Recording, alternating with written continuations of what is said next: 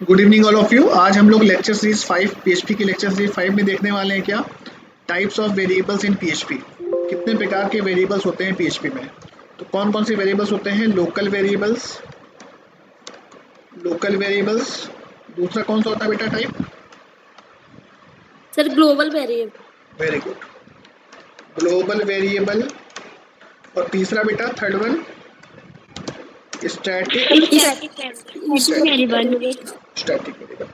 बेटा local variable क्या होता है पता है आपको? लोकल वेरिएबल जैसे आप लोगों ने जावा में भी पढ़ा था, लोकल वेरिएबल उस वेरिएबल को कहते हैं जिसका स्कोप किसी फंक्शन तक रहता है, याद है?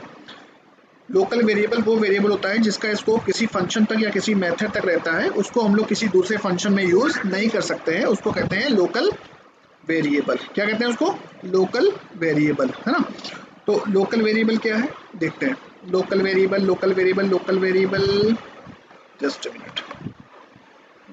जैसा कि हम लोग जानते हैं लोकल वेरिएबल, राइट। तो टाइप्स ऑफ वेरिएबल में हम लोग types of variables in PHP में जैसे हम लोग बात करते हैं लोकल वेरिएबल की। तो व्हाट इज लोकल वेरिएबल? तो if a variable is declared with in a function is called as local variable and their scope is exist in that function only. Now we cannot use that function, we cannot use that variable in another function, right ना। उस variable को हम लोग किसी दूसरे function में use नहीं कर सकते हैं। तो चलो एक काम करते हैं, छोटा प्रोग्राम बनाते हैं हम लोग, राइट। तो हम लोग नोटपैड प्लस प्लस और हम लोगों ने नोटपैड प्लस प्लस में हम लोगों ने यहाँ पर प्रोग्राम बनाते हैं हम लोग। और ये पीएचपी का सर्वर साइड कोड है, ये आपको पता ही होगा, है ना। पीएचपी का सर्वर साइड कोड है और यहाँ पर हम लोगों ने लोकल वेरिएबल बनाना ना। तो लोकल वेरिएबल किसको कहते हैं? Local variable if a variable is defined within a function is called as local variable. जैसे जैसे सपोज दैट हमने एक फंक्शन बनाया। अच्छा, फंक्शन अभी हम लोग आगे पढ़ेंगे बेटा पीएचपी में। फंक्शन हम लोग बनाते हैं फंक्शन कीवर्ड की वजह से, राइट। फंक्शन m1 नाम का हमने एक फंक्शन बनाया और इस फंक्शन के अंदर हमने एक वेरिएबल डिक्लेयर किया। जैसे कि सपोज दैट हमने अच्छा वेरिएबल डिक्लेयर करते हैं किसकी मदद से? डॉलर सिंबल की मदद से। $a = 10। हमने फंक्शन के अंदर एक वेरिएबल डिक्लेयर किया $a नाम से और जिसमें वैल्यू स्टोर करा दी कितनी? 10। और इसको हम लोग ने क्या करा दिया? प्रिंट करा दिया इको। और इको हम लोग ने करा दिया डबल कोट के अंदर the value of A is. अच्छा याद है ना, the value of A is. अब यहाँ पर याद होगा आपको, शायद याद होगा कि जावा में हम लोग डबल कोट के साथ में जो कॉन्केटिनेशन करते थे प्लस ए लिखते थे, याद है। यहाँ पर बेटा कॉन्केटिनेशन हम लोग डॉट ऑपरेटर के थ्रू करते हैं। किसके थ्रू करते हैं बेटा? आप लोगों को याद होगा कि हम लोग जब उसमें जावा में जब हम लोग कॉन्केटिनेशन करते थे डबल कोट के साथ में, अगर हमको किसी वेरिएबल को जोड़ना होता था तो हम लोग, शायद याद होगा आपको, हम लोग प्लस ऑपरेटर यूज़ करते थे। पर हम लोगों को पीएचपी में कौन सा ऑपरेटर यूज़ करना है? डॉट ऑपरेटर, है ना। डॉट ऑपरेटर बेसिकली हम लोग यूज़ करते हैं कॉन्केटिनेशन के लिए। किसके लिए यूज़ करते हैं? कॉन्केटिनेशन के लिए। तो the value of A is this, right. उसके बाद हमने इस फंक्शन को क्या किया? सिंपली यहाँ से ये फंक्शन की बॉडी कंप्लीट हो गई बेटा और हम लोगों ने यहाँ से फंक्शन को क्या करना है? कॉल करना है। और हम लोगों ने इस फंक्शन को कॉल किया तो हमारा प्रोग्राम लोड हुआ मेमोरी में और m1 फंक्शन हम लोगों ने क्या किया? कॉल किया। यहाँ आया a = 10, क्या प्रिंट हो जाएगा? The value of A is, क्या प्रिंट होगा? 10। चलो इसको सेव कर लेते हैं हम लोग। आज थर्ड प्रोग्राम है हम लोग का, सेव एज। और यहाँ पर हम लोग ने यहीं पर कहाँ सेव करना है पता ना? फिर से मैं एक बार बता देता हूँ कहाँ सेव करते हैं हम लोग पीएचपी के प्रोग्राम अपने। फिर से मैं आपको बता देता हूँ, सेव एज। और इसको सेव करेंगे कहाँ पर? C drive. और यहाँ पर जैम सर्वर का आपको फोल्डर दिखाई दे रहा होगा सी ड्राइव के अंदर। और यहाँ पर आपको htdocs नाम का फोल्डर मिला और यहाँ पर मैंने अपना फोल्डर बनाया था और मैं इसी के अंदर अपनी सारी वेबसाइट के सारे पेजेस इसी फोल्डर के अंदर मैं रख रहा हूँ। इस पर क्लिक किया और यहाँ पर मैंने आज बना रहा हूँ third.php। फॉर एग्जांपल मेरा थर्ड प्रोग्राम है थर्ड डॉट PHP नाम से मैंने प्रोग्राम बनाया, सेव कर दिया। चलो हम लोग इसको रन कराते हैं ब्राउज़र पर रन कराते हैं हम लोग, और यहाँ पर टाइप करते हैं। उसके लिए हमको जैम सर्वर चालू करना पड़ेगा।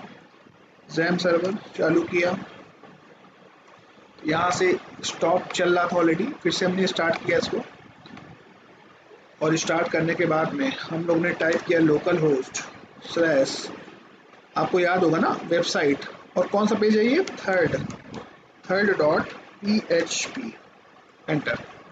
क्या बोल रहा है, use of constant assume this will error future version, the value of A is, the value of A is, क्या प्रॉब्लम है यहाँ पर।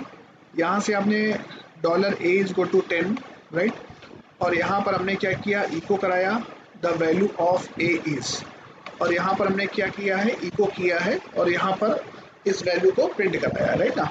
एक मिनट चेक करता हूँ मैं, कंट्रोल एस, ए को प्रिंट कराता हूँ पहले मैं।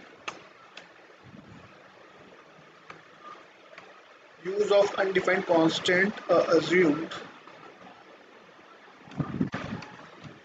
क्या गड़बड़ी है, $a M1 फंक्शन हमने कॉल किया है, राइट, तो इसमें तो कोई प्रॉब्लम ही नहीं है। Use of undefined constant a assumed a, this will throw an error in a future version of PHP। क्यों भाई, क्या प्रॉब्लम है, ए में क्या प्रॉब्लम है। सर यहाँ भी तो डॉलर लगाएंगे ए में। अच्छा हाँ ठीक, अरे सॉरी, माइनर सी मिस्टेक, यस, और यहाँ से वैल्यू 10। अब जैसे मैंने आपको बताया कि कॉन्केटिनेशन हम लोग किसके थ्रू करते हैं, कॉन्केटिनेशन मैंने क्या बताया था, कॉन्केटिनेशन किसके थ्रू करेंगे। जैसे हम लोग जावा में तो हम लोग प्लस ऑपरेटर यूज करते थे, यहाँ पर कौन सा ऑपरेटर यूज करेंगे, dot, the value of A is, right, control S. Clear है कि नहीं क्लियर है। तो PHP में हम लोग कॉन्केटिनेशन किसके थ्रू करते हैं, PHP में हम लोग कॉन्केटिनेशन किसके थ्रू करते हैं, PHP में कॉन्केटिनेशन किसके थ्रू करते हैं, यस, डॉट के थ्रू। ये ध्यान रखना है ना, ध्यान रखना। PHP में हम लोग डबल कोट के साथ में किसी भी वेरिएबल को अगर कॉन्केटिनेट करना चाहते हैं तो कौन सा ऑपरेटर यूज करेंगे, डॉट ऑपरेटर यूज करेंगे, राइट। चलो, तो यहाँ पर हमने एक वेरिएबल बनाया और इस वेरिएबल की वैल्यू हमने प्रिंट करा दी, और यहाँ पर फंक्शन को कॉल किया और वैल्यू हमारी क्या हो गई, प्रिंट हो गई। पर मैंने एक दूसरा फंक्शन बनाया, कंट्रोल सी, और मैंने इस ब्लॉक में मैंने एक दूसरा फंक्शन बनाया, इसका नाम रखा मैंने M2।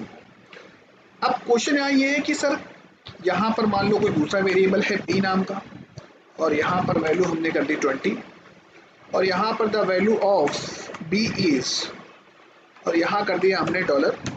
नो प्रॉब्लम, अभी हमने M1 कॉल किया है और हम M2 कॉल कर सकते हैं, नो प्रॉब्लम। M1 कॉल किया, M2 कॉल किया, राइट ना, नो प्रॉब्लम, अभी कोई प्रॉब्लम नहीं है। b भी प्रॉपर M1 कॉल किया आपने, M1 फंक्शन कॉल होगा, $a is go to 10, the value of a is 10। उसके बाद फंक्शन 2 को कॉल किया आपने, b 20, राइट ना। अब क्वेश्चन यहाँ ये है कि सर ये जो a वेरिएबल है, क्या इस a वेरिएबल को हम दूसरे फंक्शन के अंदर यूज कर सकते हैं, यानी कि अगर हमने e को प्रिंट कराया और यहाँ पर कंट्रोल v, और यहाँ पर वैल्यू ऑफ दूसरे फंक्शन की वैल्यू यानी कि the value of a is, और यहाँ पर a, क्या पॉसिबल है, क्या इस वेरिएबल को हम लोग दूसरे फंक्शन के अंदर यूज कर सकते हैं, यस और नो, यस और नो। No sir. तो कहने का मतलब है कि M1 फंक्शन तो प्रॉपर वर्क करेगा, यानी कि यहाँ तक तो प्रॉपर हमारा प्रोग्राम एग्जीक्यूट होगा। जैसे ही हम M2 फंक्शन की तरफ कॉल करेंगे तो ये प्रॉपर चलेगा, b 20 इनिशियलाइज होगा और b इवन प्रिंट भी होगा, यानी कि ये प्रिंट होगा और b प्रिंट होगा। जैसे ही यहाँ पर आएगा यानी कि 14 लाइन में प्रॉब्लम आ जाएगी, और यहाँ पर बोलेगा, देखो क्या बोलता है, जस्ट चेक, क्लियर है, क्या बोला, देखो कहाँ प्रॉब्लम बता रहा है, दिखाई दिया, 14 लाइन में प्रॉब्लम। देखो the value of a is 10, the value of b is 20, proper execution हो रहा है। बट प्रॉब्लम कहाँ आ गई, प्रॉब्लम आ गई the value of A is, बस। और यहाँ पर क्या बोला है कि अनडिफाइंड वेरिएबल ए।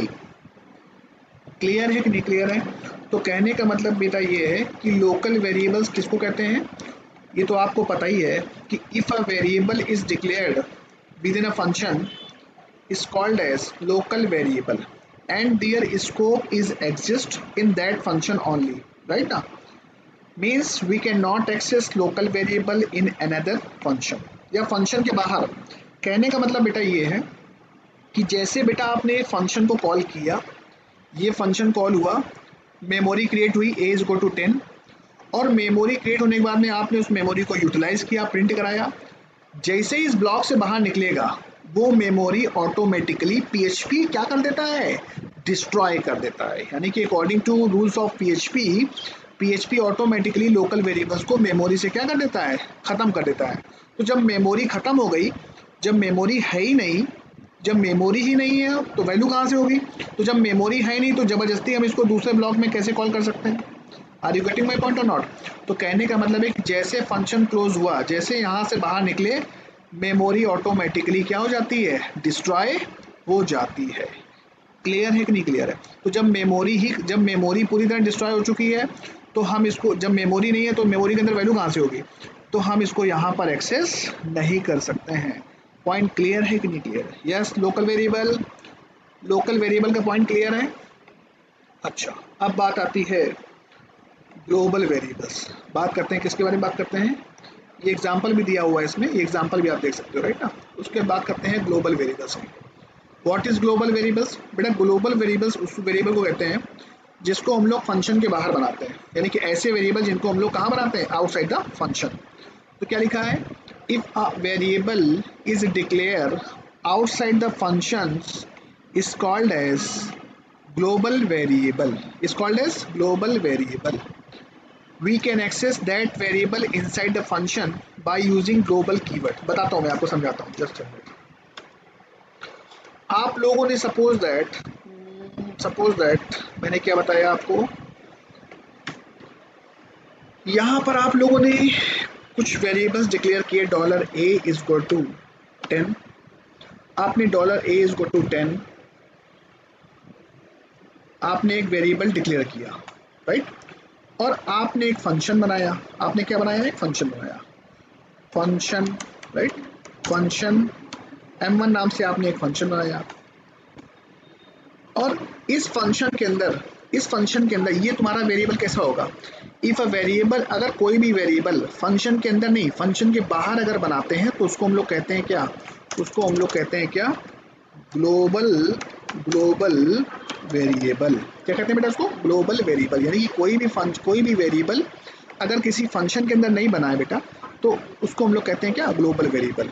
और उस ग्लोबल वेरिएबल को हम इस फंक्शन के अंदर एक्सेस कर सकते हैं कि नहीं कर सकते हैं? चलो एक काम करते हैं, हम आउटसाइड द वेरिएबल, यानी कि इस वेरिएबल को, ग्लोबल वेरिएबल को हम लोग अपने इस फंक्शन के अंदर एक्सेस करने की कोशिश करते हैं। तो ई को try to access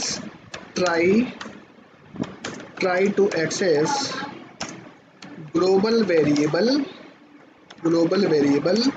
inside the function, right ना। और डॉट लगा के क्या लिखेंगे, डॉलर ए। तो अब बात यहाँ ये आती है कि क्या हम इस वेरिएबल को इस फंक्शन के अंदर डायरेक्टली एक्सेस कर सकते हैं कि नहीं कर सकते हैं? यस और नो, यस और नो। और अगर मान लो हमने यहाँ पर, अच्छा, अगर इसी वेरिएबल को अगर हमने बाहर एक्सेस किया हो, मान लो हमने नॉर्मली हमने ए को एक्सेस किया, जो ग्लोबल वेरिएबल बनाया है इसको हमने बाहर प्रिंट कराया है, the value of global variable dot A. कहने का मतलब ये है। और इसके बाद हमने क्या किया, हमने dollar A is equal to 10 एक वेरिएबल लिया, हमने एक फंक्शन बनाया m1 नाम से, और इस फंक्शन के अंदर हमने क्या किया है, इस वेरिएबल को इसके अंदर प्रिंट कराया है। अगर ये ग्लोबल वेरिएबल है तो वास्तव में ये प्रिंट हो जाना चाहिए, नो प्रॉब्लम, प्रिंट हो जाएगा, नो प्रॉब्लम। और यहाँ पर हमने प्रिंट कराया है, यहाँ पर प्रिंट होगा कि नहीं प्रिंट होगा, मैं आपको बता दूं एकदम क्लियर शब्दों में कि इस ग्लोबल वेरिएबल को अगर मैं फंक्शन के अंदर डायरेक्टली एक्सेस करने की कोशिश करता हूं तो ये डायरेक्टली एक्सेस नहीं होगा फिलहाल, यानी कि यहाँ पर एरर आएगी, यहाँ पर प्रॉब्लम क्रिएट होगी। डायरेक्टली हम लोग एक्सेस नहीं कर सकते ग्लोबल वेरिएबल को किसी भी फंक्शन के अंदर। हाँ, फंक्शन के बाहर कहीं पर भी हम इसको एक्सेस कर सकते हैं, नो प्रॉब्लम। कंट्रोल एस, तो यानी कि प्रॉब्लम कहाँ आनी चाहिए? प्रॉब्लम आनी चाहिए लाइन नंबर 8 में। प्रॉब्लम कहाँ आनी चाहिए? लाइन नंबर 8 में, राइट। चलो एक काम करते हैं, रन कराते हैं, चेक। तो the value of global variable is 10, the value of global variable is 10। तो यानी कि देखो यहाँ पर आपने ग्लोबल वेरिएबल को एक्सेस करने की कोशिश करी तो यहाँ, अच्छा आपने फंक्शन अभी कॉल ही नहीं किया, अभी क्या हुआ कि यहाँ से प्रोग्राम का एग्जीक्यूशन चालू हुआ, यहाँ आए यहाँ आए। अब चूंकि फंक्शन तो आपने बना दिया पर फंक्शन आपने कॉल तो किया नहीं, तो सिंपली ये वैल्यू क्या हो गई? प्रिंट हो गई। अब एक काम करते हैं, अगर मान लो प्रिंट कराने से पहले, वैल्यू को प्रिंट कराने से पहले अगर आपने m1 फंक्शन कॉल किया होता, m1 फंक्शन अगर आपने कॉल किया तो m1 फंक्शन आपने कॉल किया तो ये फंक्शन कॉल हुआ और यहाँ पर क्या क्रिएट होगी? प्रॉब्लम क्रिएट होगी, यानी कि ग्लोबल वेरिएबल को डायरेक्टली आप एक्सेस फंक्शन के अंदर नहीं कर सकते। कंट्रोल एस, आगे प्रॉब्लम देखो, ये प्रॉपर एग्जीक्यूट हो रहा है, नो प्रॉब्लम। पर प्रॉब्लम कहाँ आ गई? लाइन नंबर 8, लाइन नंबर 8 में प्रॉब्लम आ गई। तो कहने का मतलब बेटा ये है कि जो ग्लोबल वेरिएबल्स हैं इनको किसी फंक्शन के अंदर हम डायरेक्टली एक्सेस नहीं कर सकते हैं। तो इनको अगर फंक्शन के अंदर एक्सेस करना है तो आपको एक कीवर्ड यूज करना पड़ेगा और उस कीवर्ड का नाम है क्या? ग्लोबल। Global dollar A. आपको बताना पड़ेगा फंक्शन के अंदर, आपको बताना पड़ेगा कि ये वेरिएबल ग्लोबल है, कृपया करके इसको एक्सेस करने की परमिशन दें। तो जैसे मैंने इसको ग्लोबल सेट कर दिया तो अब ये वेरिएबल हमारे इस फंक्शन के अंदर एक्सेस हो जाएगा। तो यानी कि हुआ क्या, हमारा a is go to 10 initialise हुआ, उसके बाद हमने ये फंक्शन बनाया और उसके बाद हमने इस फंक्शन को क्या किया? कॉल किया। फंक्शन जब कॉल किया तो इसको हमने ग्लोबल बनाया और ग्लोबल बनाने के बाद में हमने इसको क्या करा दिया? प्रिंट करा दिया। और प्रिंट कराने के बाद में फिर से हमने इसकी वैल्यू क्या करा दी? प्रिंट करा दी। क्लियर है? तो यहाँ से हम इसको रन कराएंगे तो अब प्रॉपरली क्या होगा? एग्जीक्यूट होगा। तो try to access global variable inside the function, answer क्या आया? 10। और ये फिर तुम्हारे the value of global variable is 10। तो ये दोनों एक काम करो, बी आर टैग आप डाल सकते हो, बी आर टैग आप डायरेक्टली इको, डायरेक्टली HTML के टैग भी आप डाल सकते हो, डायरेक्टली आप स्लैश बी आर टैग आप डाल दो डायरेक्टली। नेक्स्ट लाइन पे आने के लिए कुछ नहीं किया मैंने, बी आर टैग लगा दिया, ब्रेक लगा दिया, ये प्रिंट होगा। ये प्रिंट होने के बाद क्या हो जाएगा? लाइन ब्रेक हो जाएगी और उसके बाद हमारा ये एक्सिक्यूट हो जाएगा। Control S. तो try to access global variable inside 10 और the value of global variable is 10। तो यानी कि ये फंक्शन देखो, हमारा एग्जीक्यूशन m1 फंक्शन कॉल किया, m1 फंक्शन कॉल किया तो यहाँ पर एग्जीक्यूशन प्रोसेस हुआ, एग्जीक्यूशन प्रोसेस होने के बाद में फिर हमारा ये इको फंक्शन क्या हुआ? कॉल हुआ। Any problem? तो कहने का मतलब है बेटा कि ग्लोबल वेरिएबल्स को, ये जो ग्लोबल वेरिएबल्स हैं इनको हम लोग किसी फंक्शन के अंदर डायरेक्टली एक्सेस नहीं कर सकते हैं। इनको हमको बोलना पड़ेगा फंक्शन के अंदर यूज करने से पहले इनको हमको बोलना पड़ेगा क्या? ग्लोबल। जब इनको ग्लोबल बोलेंगे तभी हम इनको फंक्शन के अंदर एक्सेस कर सकते हैं। डायरेक्टली हम लोग, जैसे जावा में क्या होता था कि हम लोग डायरेक्टली ग्लोबल वेरिएबल को फंक्शन के अंदर डायरेक्टली एक्सेस कर लेते थे, पर PHP में ऐसा नहीं है। PHP में ग्लोबल वेरिएबल्स को हम लोग फंक्शन के अंदर डायरेक्टली एक्सेस नहीं कर सकते हैं, इनको हमको बोलना पड़ता है क्या? ग्लोबल। क्या बोलना पड़ता है? Global is nothing but a keyword. जितने global is nothing but a keyword.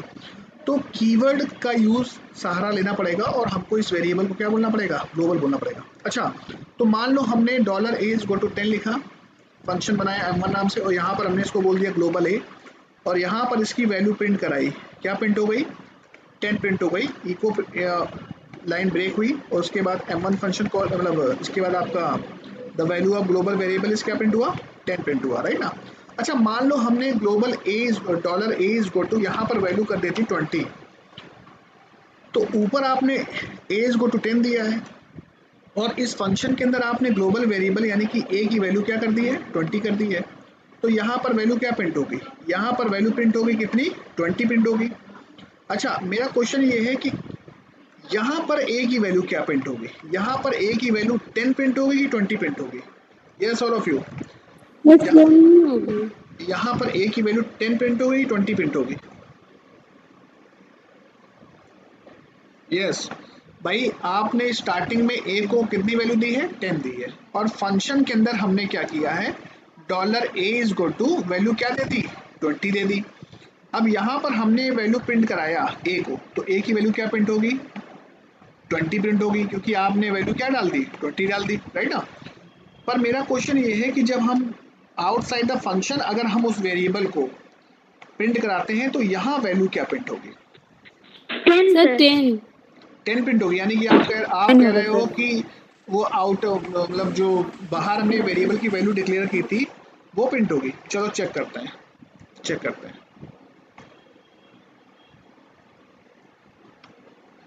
क्या रह गया, कुछ मिस्टेक है क्या।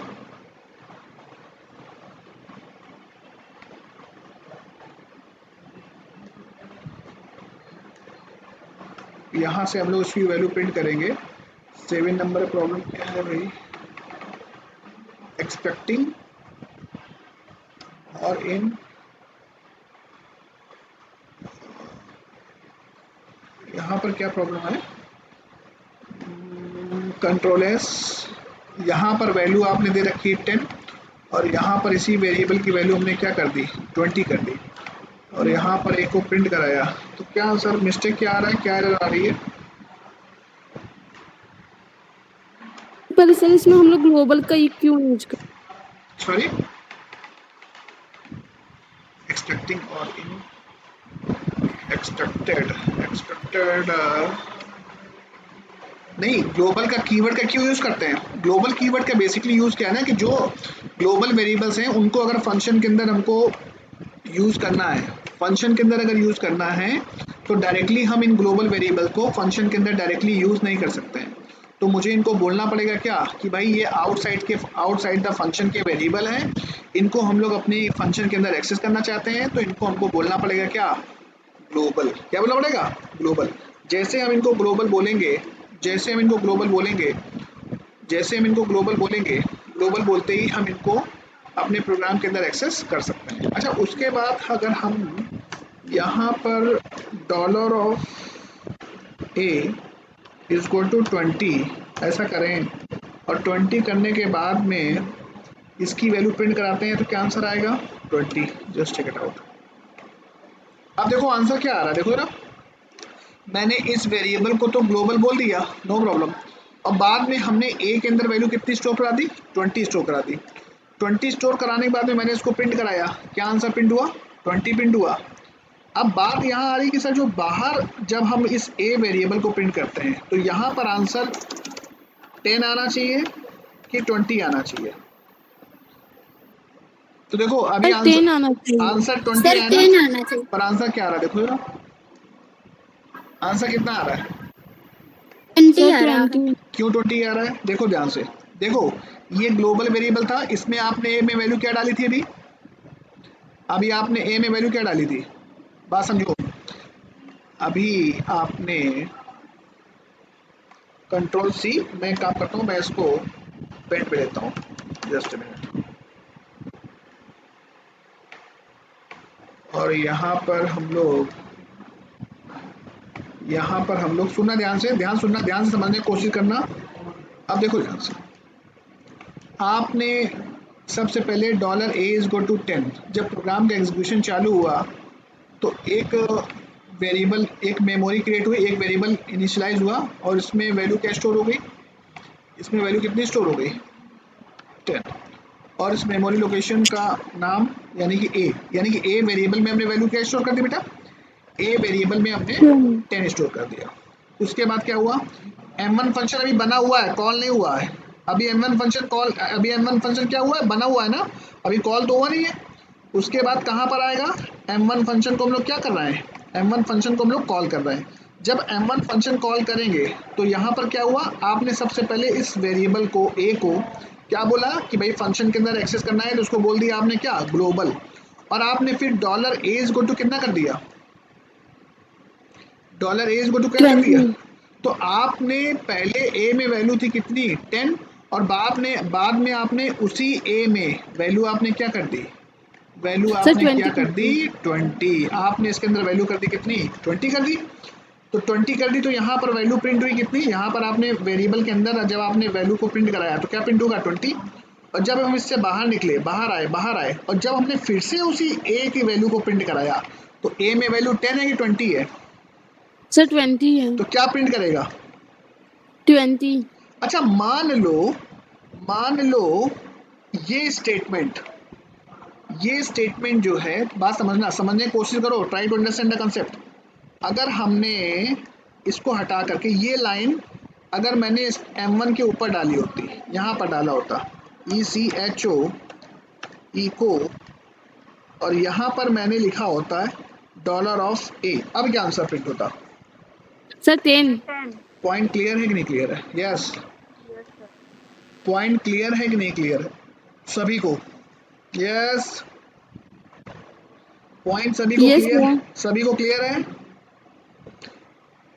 कोई कंफ्यूजन किसी को। तो बात करते हैं ग्लोबल वेरिएबल्स। तो if a variable is declared outside the function is called as global variable. अगर हमने कोई वेरिएबल फंक्शन के अंदर नहीं बनाया, फंक्शन के बाहर बनाया है, तो हम उसको क्या कहते हैं, ग्लोबल वेरिएबल करते हैं। पर समस्या ये है कि हम ग्लोबल वेरिएबल को फंक्शन के अंदर डायरेक्टली एक्सेस नहीं कर सकते हैं। फंक्शन के अंदर अगर मुझे ग्लोबल वेरिएबल को एक्सेस करना, जावा में क्या होता था कि हम लोग डायरेक्टली एक्सेस कर लेते थे, पर पीएचपी में हम लोग डायरेक्टली एक्सेस नहीं कर सकते। तो पीएचपी में एक्सेस करने के लिए क्या करना पड़ेगा, हमको उसको बोलना पड़ेगा, क्या बोलना पड़ेगा, we can access that variable inside the function, we can access that variable inside the function by using global keyword, not directly but outside the function directly access कर सकते हैं, नो प्रॉब्लम। सर फंक्शन के अंदर तो हमको इसको global बोलना पड़ेगा तब हम उसको एक्सेस कर सकते हैं, पर आउटसाइड द फंक्शन कहीं भी एक्सेस करें, डायरेक्टली एक्सेस कर सकते हैं, नो प्रॉब्लम। क्लियर है कि नहीं क्लियर है, यस और नो, यस यस सर। कोई कंफ्यूजन, ग्लोबल वेरिएबल क्लियर हो गया।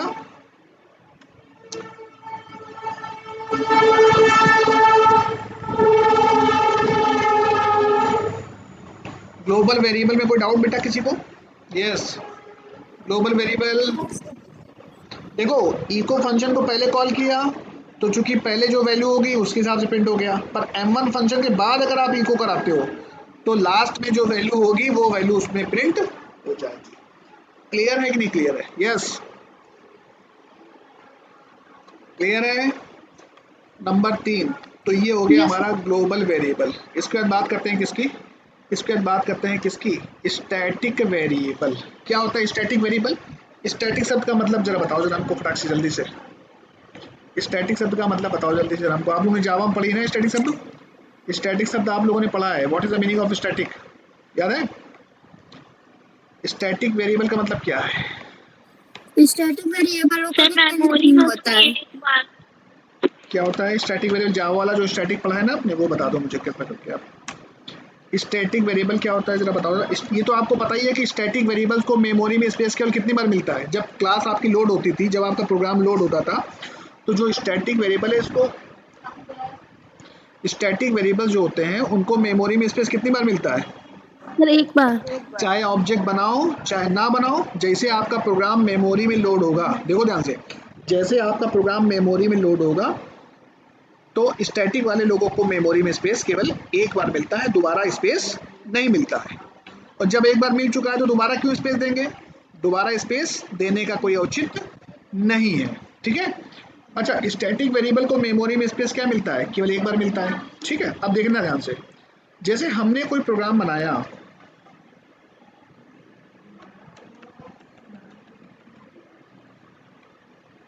हमने यहाँ पर एक वेरिएबल डिक्लेयर किया, कैसा, स्टैटिक डिक्लेयर किया, कैसे डिक्लेयर किया, स्टैटिक डिक्लेयर किया, है ना। तो स्टैटिक वाले को मेमोरी में स्पेस कितनी बार मिलेगा, एक बार मिलेगा। मैंने क्या किया, एक फंक्शन बनाया, फंक्शन फंक्शन m1 नाम से, ठीक है। और इस फंक्शन के अंदर मैंने एक नॉर्मल वेरिएबल डिक्लेयर किया, मैंने इस फंक्शन के अंदर एक नॉर्मल वेरिएबल डिक्लेयर किया $a इज इक्वल टू 10। मैंने एक वेरिएबल डिक्लेयर किया $a is equal to 10, right.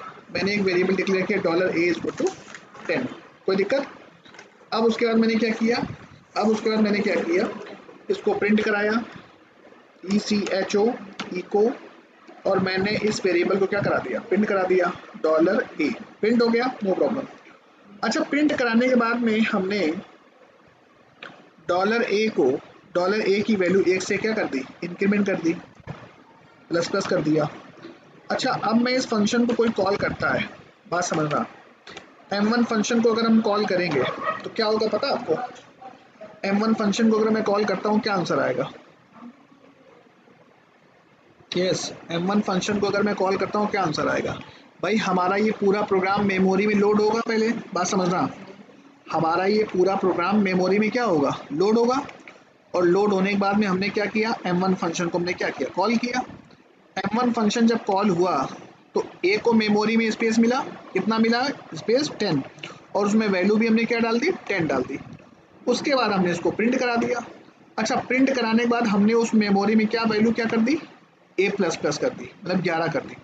यानी कि अगर हम बात करें, बात समझो, इस प्रोग्राम का एग्जीक्यूशन समझिए, आपने m1 मेथड कॉल करी, आपने जब m1 मेथड कॉल करी और क्या किया, $a इज इक्वल टू 10, तो a के लिए मेमोरी बनी, बात समझना, a के लिए मेमोरी बनी और इसमें वैल्यू क्या स्टोर हो गई, 10 स्टोर हो गई। अच्छा, इको भी करा दिया आपने, उसके बाद आपने क्या किया, a++ कर दिया, उसी मेमोरी में आपने वैल्यू को क्या कर दिया, इंक्रीमेंट कर दिया, यानी कि 1 से वैल्यू इसकी क्या कर दी, बढ़ा दिया, यानी कितना कर दिया, 11 कर दिया। अच्छा, जैसे ही हम इस फंक्शन से बाहर निकले, देखो ध्यान से, जैसे ही हम इस फंक्शन से बाहर निकले, ये पूरी मेमोरी डिस्ट्रॉय हो जाएगी कि नहीं हो जाएगी, ये सुनो, ये पूरी मेमोरी डिस्ट्रॉय हो यस सर। जैसे मैं फंक्शन के स्कोप से बाहर निकला, ये PHP का नेचर है कि जैसे आप स्कोप से बाहर निकलोगे तो जो लोकल वेरिएबल्स होंगे उनको मेमोरी से तुरंत क्या कर दिया जाएगा, डिस्ट्रॉय कर दिया जाएगा, खत्म काम। यानी कि ऐसा लगेगा कि ये लोग मेमोरी में थे ही नहीं, प्रिंट करने के बाद मेमोरी काम खत्म। अच्छा, फिर से अगर मैं m1 फंक्शन कॉल, बात समझना, फिर से अगर मैं m1 फंक्शन कॉल करूं, तो फिर से अगर मैं m1 फंक्शन कॉल करूंगा तो फिर से ऊपर जाएगा मामला, फिर से क्या होगा, फिर से मेमोरी एलोकेट होगी, इसके लिए, a के लिए, फिर से यहाँ पर वैल्यू स्टोर होगी कितनी, 10, और फिर से वैल्यू इंटरनली मतलब प्रिंट हो जाएगी वैल्यू, उसके बाद क्या होगी, वैल्यू क्या हो जाएगी हमारी, वैल्यू उसके बाद क्या हो जाएगी, प्रिंट हो जाएगी, और उसके बाद a को हमने क्या कर दिया, बढ़ा दिया, यानी कि a की वैल्यू कितनी हो गई, a की वैल्यू हो गई 11। और उसके बाद जैसे मैं स्कोप से बाहर निकला, जैसे मैं फंक्शन से बाहर निकला, तो PHP ने इसको क्या कर दिया, PHP ने इसको तुरंत क्या कर दिया, डिस्ट्रॉय कर दिया। यानी कि हर बार, यानी कि जितनी बार मैं m1 फंक्शन कॉल कर रहा हूँ बेटा, जितनी बार मैं m1 फंक्शन कॉल कर रहा हूँ, उतनी बार a को बार बार मेमोरी में स्पेस मिल रहा है कि नहीं मिल रहा है। अच्छा, मिलता है बेचारा, जहाँ स्कोप से बाहर निकला तुरंत डिस्ट्रॉय भी हो जाता है। तो यानी कि बार बार फ्रेश मेमोरी मिल रही, पहली बार आपने m1 को कॉल किया, a को फ्रेश मेमोरी मिली, प्रिंट हुआ, डिस्ट्रॉय भी हो गई, फिर m1 को कॉल किया, फिर से मेमोरी बनी, फिर से वैल्यू 10 आई, प्रिंट हुआ, बढ़ा, फिर खत्म हो गया। यानी कि जितनी बार हम m1 फंक्शन को कॉल कर रहे हैं, उतनी बार जो हमको रिजल्ट मिल रहा है, वो क्या रिजल्ट मिल रहा है, 10 10 10 नहीं मिल रहा है। पर जानते हो क्लियर है कि नहीं क्लियर है, हर बार हमको रिजल्ट कैसा मिला, हर बार हमको रिजल्ट कैसा मिला, 10 10 10। क्लियर है कि नहीं क्लियर है, ये सुनो, ये सुनो, यस सर। कोई डाउट किसी को। अच्छा, नो सर। मान लो मान लो मान लो मैंने इस वेरिएबल को स्टैटिक कह दिया, मैंने इस वेरिएबल को क्या कह दिया, मैंने इस वेरिएबल को क्या कह दिया, स्टैटिक कह दिया। तो अब जानते हो क्या हुआ, जब मैंने इसको स्टैटिक कह दिया है, static a is equal to 10, तो होगा क्या, आपका प्रोग्राम पूरा मेमोरी में लोड हुआ और उसके बाद आपने क्या किया, m1 फंक्शन आपने क्या किया, कॉल किया। जब बेटा आपने पहली बार M1, सुनो ध्यान से, जब आप पहली बार M1 फंक्शन कॉल करोगे तो ये फंक्शन कॉल होगा और यहाँ पर एक variable static a is equal to 10, यानी कि एक मेमोरी क्रिएट हुई, एक ही कॉपी क्रिएट होगी और वेरिएबल का नाम ए, और इसमें वैल्यू क्या स्टोर हो गई, वैल्यू स्टोर हो गई कितनी, इसमें 10 स्टोर हो गई, वैल्यू कितनी स्टोर हो गई, 10 हो गई। अच्छा, स्टैटिक की खास बात ये है कि जब स्टैटिक का खास बात ये ना कि इसको मेमोरी में स्पेस के लिए एक ही बार मिलता है और जब तक प्रोग्राम पूरा ख़त्म नहीं, जब तक पूरे प्रोग्राम का एग्जीक्यूशन ख़त्म नहीं होगा तब तक ये डिस्ट्रॉय नहीं होगा। खास बात ये है ना कि जब ये तो लोकल वेरिएबल तो कोई है नहीं, मतलब लोकल वेरिएबल है पर कहने का मतलब है कि ये कैसा लोकल वेरिएबल है, ये स्टैटिक लोकल वेरिएबल है। खास बात स्टैटिक लोकल वेरिएबल की खास बात जानते हो क्या है कि जब तक प्रोग्राम का एग्जीक्यूशन, टोटल प्रोग्राम का एग्जीक्यूशन जब तक ख़त्म नहीं होगा तब तक ये डिस्ट्रॉय नहीं होगा। तो बात समझना, बात समझना, बात समझना। तो आपने क्या किया, M1 फंक्शन कॉल किया, M1 फंक्शन कॉल हुआ और a में वैल्यू कितनी डाल दी आपने, 10 डाल दी। उसके बाद आपने इस 10 को क्या करा दिया, प्रिंट करा दिया। उसके बाद आपने a को इंटरनली क्या कर दिया, a प्लस प्लस कर दिया, यानी कि a की वैल्यू इंटरनली क्या हो गई, a की वैल्यू इंटरनली हो गई कितनी, a की वैल्यू इंटरनली हो गई कितनी, a की वैल्यू सर इंटरनली हो गई 11। ये सुनो, अच्छा जब मैं इस फंक्शन से बाहर निकला, जब मैं इस फंक्शन से बाहर निकला, जब मैं इस फंक्शन से बाहर निकला तो क्या ये ए वेरिएबल डिस्ट्रॉय हुआ कि नहीं हुआ, ये सुनो, क्या ये ए वेरिएबल डिस्ट्रॉय हुआ, यस सर।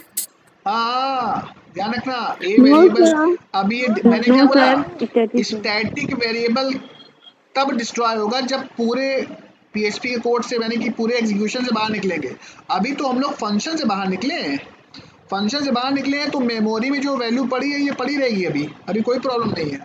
अच्छा, फिर से हमने M1 फंक्शन कॉल किया, बात समझो, फिर से हमने, अगर ये डिस्ट्रॉय हो गया होगा, मान लो ये डिस्ट्रॉय हो गया या मान लो ये डिस्ट्रॉय नहीं हुआ, आपने फिर से M1 फंक्शन कॉल कर लिया, तो फिर से M1 फंक्शन जब आपने कॉल किया तो ऊपर आए, यहाँ पर अब देखो, अब जब स्टैटिक वाला बंदा ऑलरेडी जिंदा है, यहाँ वैल्यू पड़ी है 11, तो फिर से क्या मेमोरी में स्पेस मिलेगा स्टैटिक को, ए को, यस,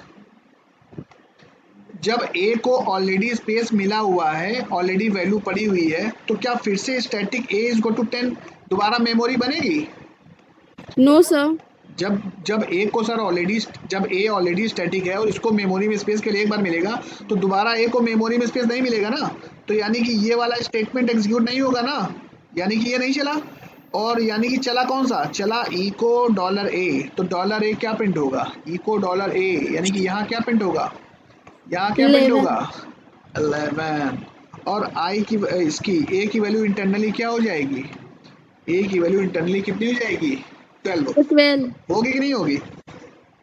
अच्छा, फिर हम फंक्शन से बाहर निकले, जब हम फंक्शन से बाहर निकले तो क्या ये डिस्ट्रॉय हुआ कि नहीं हुआ, नो सर, अभी डिस्ट्रॉय नहीं हुआ ना, डिस्ट्रॉय नहीं हुआ, तो जब ये डिस्ट्रॉय नहीं हुआ तो फिर अभी चूंकि हम लोग पूरे पीएचपी के कोड से तो बाहर निकले नहीं है, फिर से M1 कॉल कर दिया गया।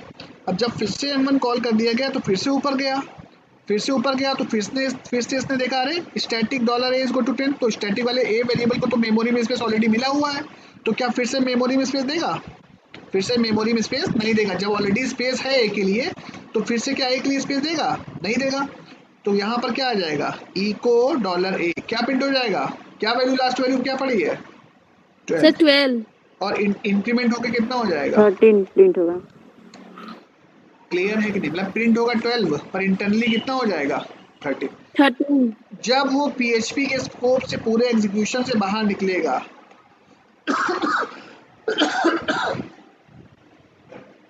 जब पूरे एग्जीक्यूशन से बाहर निकलेगा तब ये स्टैटिक वेरिएबल क्या होगा, डिस्ट्रॉय होगा। पॉइंट क्लियर है कि नहीं क्लियर है, तो यानी कि आपको ये बात क्लियर हो गई कि जो नॉर्मल वेरिएबल थे वो तो मान लो सब डिस्ट्रॉय हो जाते हैं, जैसे फंक्शन के स्कोप से बाहर निकलोगे डिस्ट्रॉय हो गया, पर स्टैटिक वेरिएबल फंक्शन से बाहर निकले तो तुरंत पूरा रिमूव नहीं होता, पूरा डिलीट नहीं होता, जब पूरा प्रोग्राम आपका अनलोड होगा तब वो मेमोरी से क्या होगा, डिस्ट्रॉय होगा। क्लियर है कि नहीं क्लियर है? ये सुनो, इसको हम सिस्टम पे करके दिखाते हैं आपको, जस्ट अ मिनट। सब कुछ हटा दो, इससे आपको पॉइंट क्लियर हो जाए। मैंने क्या बोला, आपने फंक्शन बनाया, फंक्शन m1, और यहाँ पर आपने एक symbol dollar A is equal to 10, dollar A is equal to 10, और मैंने इसको अभी स्टैटिक नहीं बोला, मैंने भी इसको स्टैटिक नहीं बोला, राइट ना, और मैंने इसको प्रिंट करा दिया, ई को मैंने प्रिंट कराया किसको, मैंने द वैल्यू ऑफ ए, मैंने ए की वैल्यू प्रिंट करा दी, राइट ना। चलो सिंपल ए की वैल्यू प्रिंट करा देंगे, डॉलर ए,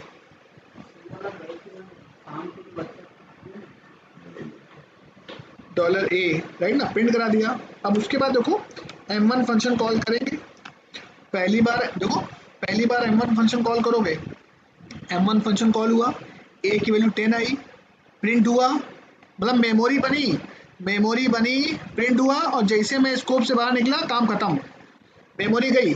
तो जब मेमोरी खत्म हो चुकी है, फिर से अगर m1 कॉल करोगे, तो फिर से जब m1 कॉल करोगे तो फिर से m1 फंक्शन कॉल होगा, और फिर से नई मेमोरी बनेगी, वो पुरानी मेमोरी गई, नई मेमोरी बनी, 10 स्टोर हुआ, प्रिंट हो गया। क्लियर है? तो जितनी बार m1 फंक्शन कॉल करोगे उतनी बार ये क्या प्रिंट करेगा, उतनी बार ये प्रिंट करेगा 10 10 10 10। एक काम कर दो, नीचे हम लोग ई को ब्रेक लगा देते हैं ना, ब्रेक लगा देने से क्या होगा, डबल कोट के अंदर HTML की टैग आप डबल कोट के अंदर करा सकते हो, राइट ना, डबल टैग के अंदर, कंट्रोल एस, आंसर क्या आएगा, 10 10 10 10। पर यही वेरिएबल अगर मैं स्टैटिक बोल दूं, क्या बोल दूं मैं, स्टैटिक बोलने से क्या होगा कि ये वेरिएबल में जो इस वेरिएबल को आपने क्या बोल दिया, स्टैटिक बोल दिया, तो इसको जो मेमोरी में स्पेस मिलेगा, वो जब तक हम पूरे PHP के कोड से बाहर नहीं निकलेंगे तब तक ये डिस्ट्रॉय नहीं होगा।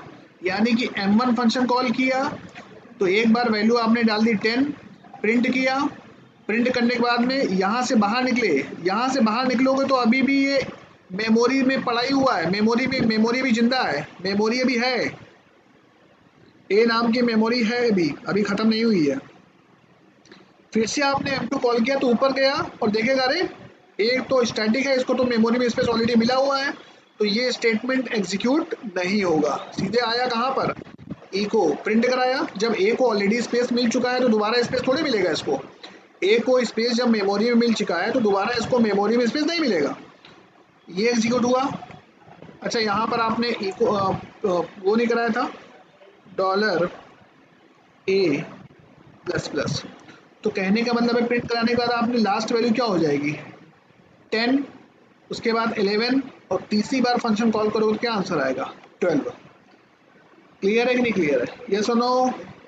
Yes sir.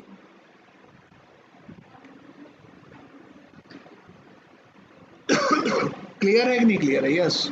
तो ध्यान रखना, जो जब जब फंक्शन यानी कि जब स्टैटिक वेरिएबल्स जो है, जब पूरा मेमोरी से PHP का कोड अनलोड होगा तब वो मेमोरी डिस्ट्रॉय होगी, उसके पहले मेमोरी डिस्ट्रॉय नहीं होगी। स्टैटिक वेरिएबल्स को मेमोरी में स्पेस एक बार मिलता है, बार बार मेमोरी में स्पेस नहीं मिलता है। याद करो, जब आपने स्टैटिक वेरिएबल्स जावा में बनाए थे तो इनको मेमोरी में स्पेस कब मिल गया था, मेन फंक्शन कॉल करने से पहले ही मिल गया था, याद है, यस सर। मेन फंक्शन को कॉल करने से पहले उनको मेमोरी में स्पेस मिल गया था, और उसके बाद मेन फंक्शन कॉल हुआ था। तो कहने का मतलब है कि जब पूरा प्रोग्राम अनलोड होगा तभी स्टैटिक वाले वेरिएबल्स डिस्ट्रॉय होंगे। क्लियर है कि नहीं क्लियर, यस और no?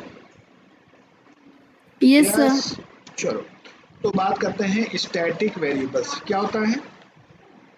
If a variable is declared by using static keyword is called as static variable। क्या लिखा है, if a variable is declared by using static keyword is called as static variable।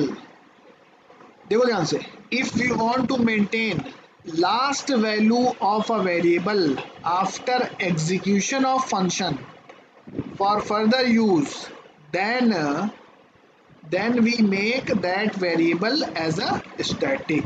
मतलब जब हम चाहते हैं कि किसी फंक्शन में हम लोग कोई वेरिएबल यूज़ कर रहे हैं स्टैटिक, और हम चाहते हैं कि उसकी वैल्यू बाद में हम यूज़ कर सकें, है ना।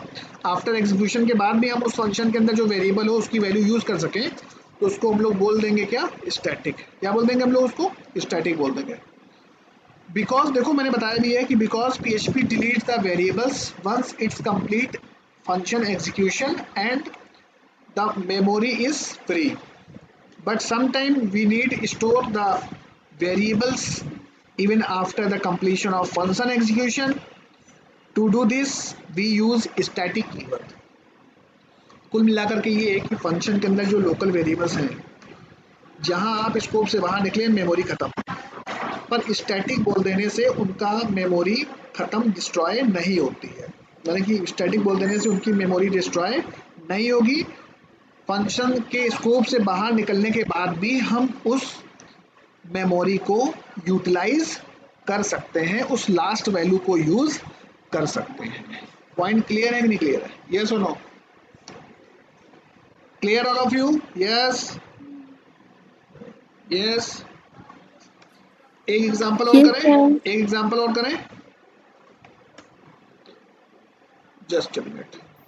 जैसे हमने एक वेरिएबल बनाया, जैसे हमने एक वेरिएबल बनाया $a = BTPS, राइट ना, और BTPS, और हमने इसको प्रिंट कराया इको, और यहाँ पर इसको प्रिंट कराया क्या, यहाँ पर प्रिंट कराया $a, ठीक है। और प्रिंट कराने के बाद में हमने क्या किया, उसी वेरिएबल में हमने डाल दिया क्या, डबल कोट के अंदर कानपुर, ठीक है। और उसके बाद हमने इस फंक्शन को क्या किया, कॉल किया, M1 फंक्शन को हमने क्या किया, कॉल किया। अच्छा बताओ, M1 फंक्शन जब आप कॉल करोगे तो ये M1 फंक्शन कॉल होगा, एक मेमोरी एलोकेट होगी, स्टैटिक वेरिएबल के लिए मेमोरी एलोकेट हुई एक बार, और उसमें वैल्यू आपने क्या स्टोर कराई, BTPS। उसके बाद आपने उस वेरिएबल की वैल्यू को क्या करा दिया, प्रिंट करा दिया। क्या प्रिंट हो गया, BTPS। उसके बाद आपने उसमें $a = क्या स्टोर करा दिया, कानपुर स्टोर करा दिया। तो उसमें लास्ट वैल्यू क्या स्टोर है। सर कानपुर। अगर मैं इस प्रोग्राम का एग्जीक्यूशन देखूं, ध्यान से देखना, बहुत इंपॉर्टेंट है, थोड़ा सा भी लैग करोगे गड़बड़ा जाएगा। Just a minute.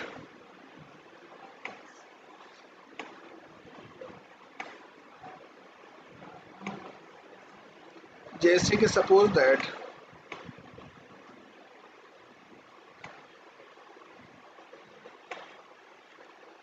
अब जैसे मान लो, जैसे आपका प्रोग्राम लोड हुआ, तो जैसे आपने M1 फंक्शन कॉल किया, तो स्टैटिक वेरिएबल को मेमोरी में स्पेस मिला, और यहाँ पर इस वेरिएबल का नाम क्या है, A, और यहाँ पर वैल्यू क्या स्टोर कराई आपने, BTPS। उसके बाद आपने क्या किया, उस वैल्यू को प्रिंट करा दिया, यूज़र के सामने प्रस्तुत कर दिया, और यूज़र के सामने प्रिंट कराने के बाद में आपने इसी वेरिएबल में वैल्यू क्या कर दी, कानपुर कर दी। तो अभी लास्ट वैल्यू क्या है, इस मेमोरी में लास्ट वैल्यू क्या है, कानपुर। दोबारा से फिर से अगर हम M1 फंक्शन कॉल करते हैं, बात समझना, दोबारा से फिर से अगर हम M1 फंक्शन कॉल करते हैं, तो यहाँ पर पॉइंटर आया, पॉइंटर आने के बाद देखा करें, अरे ए वेरिएबल को तो मेमोरी में स्पेस ऑलरेडी मिला हुआ है, ए फंक्शन को मेमोरी में ऑलरेडी स्पेस मिला हुआ है, तो ये स्टेटमेंट क्या होगा, ये स्टेटमेंट एग्जीक्यूट होगा। जब ए के नो लिए सर। जब ए के लिए ऑलरेडी मेमोरी बनी हुई है, स्टैटिक है, तो इसको ये स्टेटमेंट एग्जीक्यूट नहीं होगा। डायरेक्टली क्या हो जाएगा, इको, तो इको प्रिंट करेगा क्या प्रिंट करेगा, सर कानपुर। कानपुर। कानपुर प्रिंट करेगा, राइट ना, कानपुर प्रिंट करेगा। कानपुर प्रिंट करने के बाद में फिर से उसमें देखा जाए एक तरीके से फिर से वैल्यू हमने क्या करा दी, कानपुर फिर डाल दिया। कहने का मतलब ये है कि जो लास्ट वैल्यू थी वो हमारी प्रिंट हो रही कि नहीं हो रही। यानी कि अगर हम इसको प्रिंट कराएं, अगर फिर से M1 कॉल, अभी अगर हम प्रिंट कराते हैं तो क्या आंसर आएगा, केवल BTPS आएगा। पर जैसे हम M1 को फिर से कॉल करते हैं, अभी क्या आंसर आया, BTPS। पर फिर से जब आप जरा M1 मेथड कॉल करो, फिर से M1 मेथड कॉल करोगे, अब क्या आंसर आएगा, क्या आंसर आएगा, यस, आएगा कि नहीं आया, लास्ट वैल्यू आई कि नहीं आई। अच्छा, अगर मान लो ये स्टैटिक शब्द आपने हटा दिया, तब क्या आंसर आएगा, अगर आपने स्टैटिक सर शब्द, फिर BTPS।